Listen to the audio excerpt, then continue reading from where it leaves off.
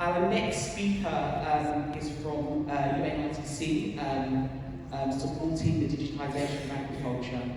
We know that agriculture is a priority sector across the continent and a priority for many reasons. A priority to address food security, a priority to address employment, and while we're here, a priority to invest in entrepreneurship. And I know he will live up to his name. What a great name, right? Isaac Newton. So I'm sure he'll be changing the continent for us. Isaac. Thank you. Thank you. I think you actually gave me half my speech already.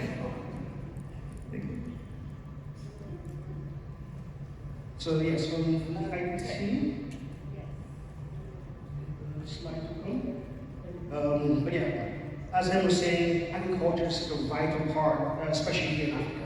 Right? We have over half the population engaged in agriculture in some means or form. As we know, I mean, Newton Acquah, but still a lot of it, majority of it is rain-fed agriculture. 40% of the workforce is women. So if we're looking to support women by supporting agriculture, we're doing just that. For Ghana, close to 50% of our GDP is agriculture-based. So Andy's mission and a lot of our missions as different organizations here to support women, to support small-grown businesses, agriculture does that. It ticks those boxes. And tomatoes, for example, is a big staple crop here in Ghana. It's a vital ingredient for jollof. And as we don't have enough time to go into debates of where the next jollof is made, I'll leave that for later. But you don't need to fly to find out, so I'll just fly that in there.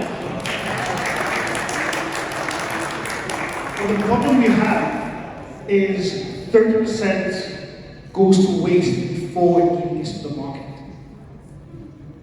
30% goes to waste before it even gets to the market. And that's just one of the problems farmers are facing. So how do we fix that? Because if we can fix some of these problems, we can empower farmers, we can give them a better livelihood, we can help the environment, because this waste also contributes to greenhouse gases. So here at ITC, we're looking to supply farmers with different digital solutions to help them solve issues that they have. And we are hosting several startups in our cohort in Accra, and actually Ghana, that have various types of solutions to support farmers in various needs. So I'll give you a glimpse of some of the companies we're working with. One is called AgroFresh. You might have heard them recently. They just won Total Startup Awards, the Total Energy Startup Award. They won for Best New Startup across Africa. So they were recently in Paris, the award. And they're creating solar-powered cold storage that enables fresh foods to last for another 2 to 3 weeks. So they extend the shelf life of foods on the farm directly using solar, right? So there's no generator, there's no need to be connected to the grid, as all these farms don't have that opportunity as well. We have other startups, such as Isoko, that provide market information. We all know the saying, knowledge is power.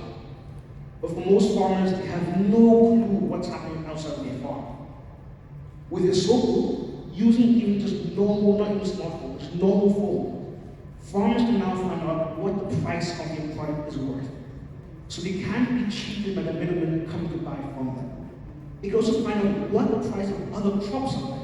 So they can think, do I plant tomato today or corn? Because they know what the price of the market is. So now Isoko gives almost millions of farmers across Africa access to actionable information for them to use to make their planting and their buying and selling better. We also have companies like Trotrotra. They're not just in Ghana, but also in Togo, Benin, Nigeria, Zambia, and Zimbabwe. And we are proud to see that ITC helped them establish in Zimbabwe earlier this year. And they operate with an Uber for mechanized farming. So once again, 80% is still rain. Farming equipment is very expensive. So having a company like Trotrotra Now farmers have access to mechanized tools for plowing, for harvesting, enabling them to do a lot more with little, and not having to have the burden of owning the tractor, maintaining it, and finding drivers to even drive it, especially if you're a small-scale farmer with just one of the few acres of land. And we also have topics like grow from. We talk about access to finance being a major issue in farming. We had a great panel yesterday talking about farming insurance and how farmers can get using insurance and access to finance. They're using crowdfunding. They're getting people sitting in the big cities who want to be involved, who want to get involved in farming or looking for various investment opportunities to now actually support farmers who buy their seeds, buy their inputs, and make sure that their yields are positive. So we don't have WeChat in our cohort, but WeChat is a super, it's a Chinese super where users can do a lot of things from that one app. So in China, you can watch your Netflix, you can order your app, you can order food, all from one app. But essentially, the IPC is offering farmers and people across the value chain a buffet of products that they can then use for their farming benefits. Whether it's drone spraying, whether it's crowdfunding, whether it's even access to market with services where people come buy from the farmers and sell in the big cities. So we're inviting all of you to be part of our journey to support the 25 startups we have in Ghana and 18 IT BPO companies. And we also work across Africa in 11 different countries.